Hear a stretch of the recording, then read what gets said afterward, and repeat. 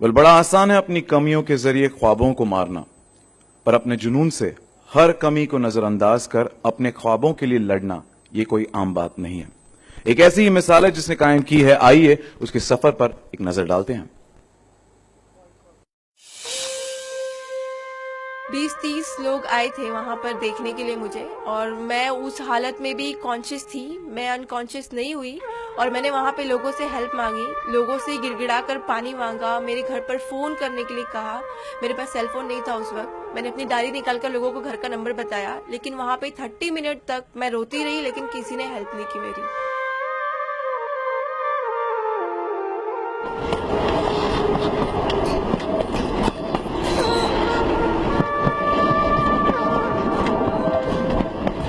और जब मैंने अपनी आंखें खोली तो मेरे आंखों के सिर्फ 5 सेंटीमीटर के ऊपर से ट्रेन के पहिए जा रहे थे, और मुझे ये लगा कि मैं ख्वाब देख रही हूँ और मेरे ऊपर से कोई बहुत भारी चीज़ जा रही है। लेकिन जब पूरी ट्रेन गुजर गई मेरे ऊपर से, पूरे 12 डब्बे मेरे ऊपर से चले गए और ट्रेन किसी ने रोका नहीं। और उसके बाद मुझे रियलाइज़ हुआ कि मैं सीरियसली ट्रेन से गिर चुकी हूँ। और उस वक्त सडन तभी मुझे उसी वक्त पता चल गया था कि मेरा एक पैर कट गया है और राइट पैर हबाव नहीं मेरा कट गया है, और लेफ्ट पैर के बारे में मुझे नहीं पता था क्योंकि मैं उसी पैर पर बैठी हुई थी।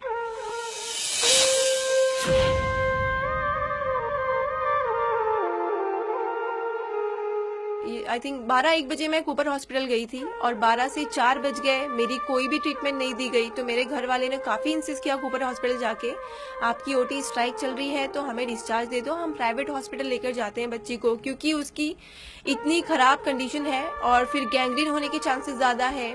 लेकिन उन्होंने सुना नहीं, क्योंकि उनकी डिमांड थी कि उन्हें वही ब्लड बॉटल चाहिए, वही कंपनी की चाहिए जो उन्होंने मुझे लगाई थी।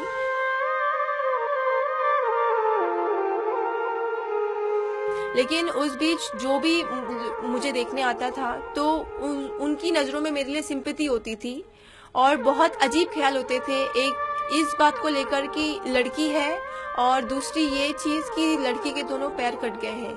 तो वो लोग बहुत अजीब वर्ड्स यूज़ करते थे मेरे लिए कि बेचारी की ज़िंदगी ख़राब हो गई है, फ्यूचर कुछ नहीं है, शादी नहीं होगी, ज़िंदगी भर माँ बाप के घर पर पड़ी रहेगी, बेड पर पड़ी रहेगी। तो वो सब बातें मेरे कानों में जाके मुझे इतना डिप्रेस कर देती थी, मैं इतनी इमोशनली डिस्टर्ब हो जाती थी वो सब बातें सुनकर। और मैंने खुद ये बना लिया था कि सीरियसली अब मेरे दोनों पैर कट गए हैं 17 साल की उम्र में, तो मैं सीरियसली लाइफ में कुछ नहीं कर पाऊंगी। तो मेडिकल में एडमिशन के लिए क्राइटेरियाज होते हैं। पहले हमें काउंसलिंग होती है सारे फिजिकल हैंडीकेप स्टूडेंट की। मेरी भी काउंसलिंग हुई जे हॉस्पिटल में, तो वहाँ पे सारे फिजिकल हैंडीकेप बच्चों के साथ मेरी काउंसलिंग हुई। और वहाँ पर डॉक्टर्स होते हैं एग्जामिनेशन करने के लिए, और वो एग्जामिनेशन के थ्रू हमें क्राइटेरिया देते हैं परसेंटेज के हिसाब से, डिसेबिलिटी परसेंटेज बोलते हैं उसे। तो मेरा डिसेबिलिटी परसेंटेज उन्होंने डिसाइड किया 86%, और क्राइटेरिया है मेडिकल में एडमिशन लेने के लिए 40 to 70%, मिनिमम 40 एंड मैक्सिमम 70।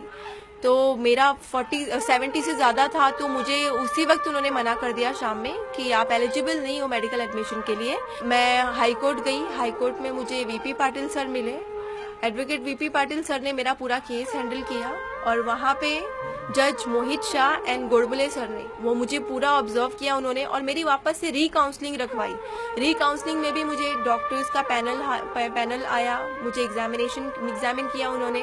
और उस एग्जामिनेशन में भी मुझे सिर्फ मेरे 3% कम हुए, 86 से मुझे 83% दिया उन्होंने।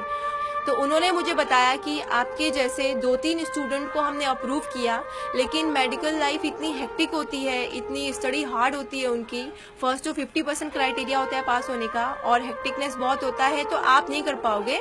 सब कुछ नोटिस करने के बाद उन्होंने फाइनली अगस्त 2011 में मुझे ऑर्डर दे दिया कि आपको मेडिकल में एडमिशन मिलना चाहिए। और वहाँ से मुझे मेडिकल में एडमिशन मिला सेठ जीएस मेडिकल कॉलेज के ये हॉस्पिटल में।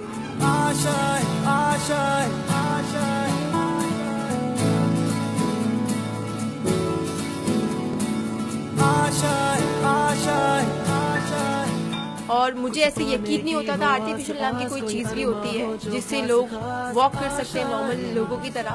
तो जब मैं उस लेग के ज़रिए वॉकिंग की प्रैक्टिस कर रही थी, तब मुझे, जब मैंने फर्स्ट वॉक लिया अपने आर्टिफिशियल लेग से, तब मुझे मतलब अल्लाह की ज़ात पर और अपने ऊपर ऐसे यकीन हो गया कि सीरियसली मैं नॉर्मल लाइफ गुजार सकती हूँ, और मेरे डॉक्टर्स और मेरी फैमिली जो कहती है वो मुझे करके दिखाना है।